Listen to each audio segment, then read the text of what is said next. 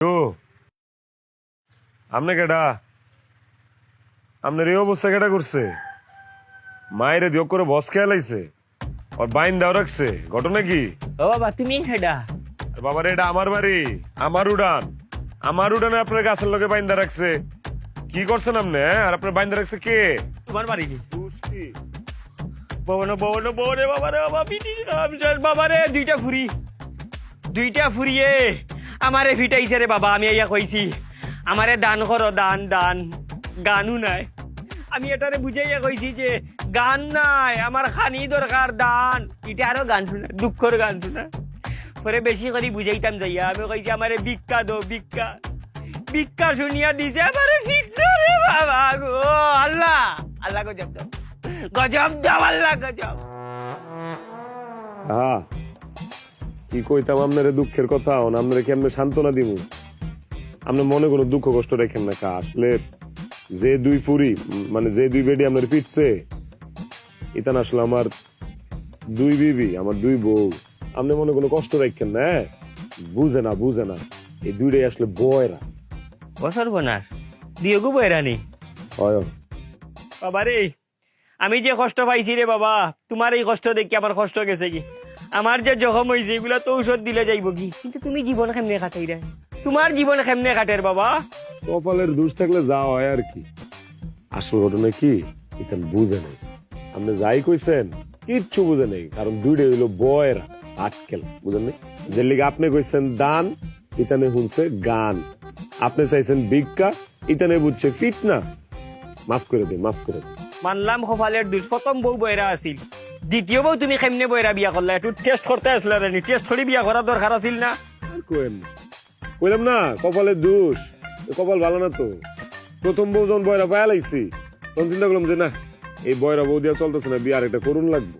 আচ্ছা কাজী ডাকাইলাম, কাজীর ডেকে গেলাম, দেখ রে বাবা কাজী, এটা বিয়া করছি, এটা কিন্তু বয়রা। এখন যে বিয়াটা করুম এটার বউটা কিন্তু ভালোই তুই। কাজীও কইছে সই, বিয়া করে ফেলাইলাম। মা বিয়ার পরে দিয়ে এটাও বয়রা। বাইরালছে খাজিয়ে ঘুষ খাইলিছে। না ঘুষ মুস খায় নাই। ওই যে কপালের দোষ কইলাম না, যে কাজীর লগে বিয়া শাদী লগে কথা কইছিলাম এই কাজই ছিল বয়রা। ও বা তুমি তো বয়রার কোম্পানির গিয়া ঢুকি গেছো। যাক দেখা আপনার তো বেদম মাইর দিছে, অনেক দুঃখ পাইছেন বুঝা যাইতেছে। আপনি মনে কষ্ট রাখেন না, এক কাম করি এটা নন ডাহি আপনার সামনে আপনার কাছে মাফ চাইবো, আপনি মনের তে মাফ করে দিন। আমার পান্ডা কুলিয়ার বাবা পান্ডা মানে বাবা আর ভাই আমার আড্ডি নাই রে বাবা। আপনি গরিব মানুষ, আপনি যদি মাফ না করেন আপনি অভিশাপ লেগে যেতে পারে ভাই।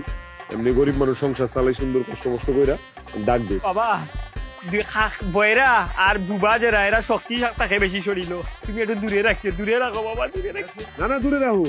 আর আমার সামনে আপনার আর মারতে পারবো এই সাহস আছে? ডাক দি। এই ছোট বয়রা বড় বয়রা কিরে বুঝছ না?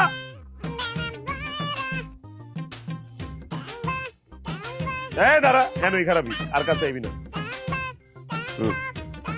কি করছসটা কি? হ্যাঁ এই এমনি কেউ মারে? একটার পর শুই না তুমি আমগরে সিকুর মাইরা ডাকলা, আমগর কথা শুনছো? শুনো আমি কই, ক শুনি ক। এই বেডা প্রথমে এই বাড়িতে আইছে, আউনের পরে এই বেডা কয় এই বেডা গান শুনবো। কই গান কইছি? আচ্ছা ঠিক আছে, আমরা চিন্তা করলাম গরিব মানুষ, অসহায় মানুষ, কেউ মনে হয় গান টান শুনায় না, টাকা পয়সাও নাই যে ক্যাসেট কিনা গান শুনবো। এরপরে বুবু হেরে একটা গান শুনাইছে। আউনের পরে কয় তার এই গানে হয় না, তার আরেকটা গান শুনতে হইব, তার এই গান পছন্দ হয় নাই। এরপরে আমি তারে একটা গান শুনাইছি, দুঃখের গান। ভাবলাম যে বেড়াটা দুঃখে আছে, একটা দুঃখের গান শুনাইলে দুঃখে কাটাকাটি হয়ে যাইব না, তাতেও তার মন ভরলই না। সে আবার কয় কি গান শোনা শেষ হয়েছে, ও গাইছে আমি গাইছি, সে বলকে পিঠ না খাইতে চাইছে। ওইটা হয় কি বেইমানি মাতে? এখন আমি কই যে পিঠ না খাইতেছে গরিব মানুষ নিশ্চয়ই কোনো কারণ আছে। হ্যাঁ, মনে মনে একটা চিন্তা করেছি, কিন্তু মুখ দিয়ে কইনি। যে চিন্তা করেছি পিঠ না খাইতেছে লোকে মনে হয় কোনো মান্তি টান্তি থাকতে পারে। হ্যাঁ, আবার এটাও ভাবিছি যে মান্তি ছাড়া আর কি হতে পারে, আবার হতে পারে যে গাড়ির মধ্যে কোনো জিন টিন আছে, মারলে মানে চলে যাবেনি।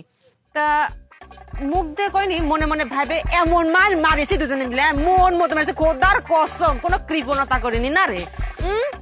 ভালো করেছি না? এই চুপ থাক।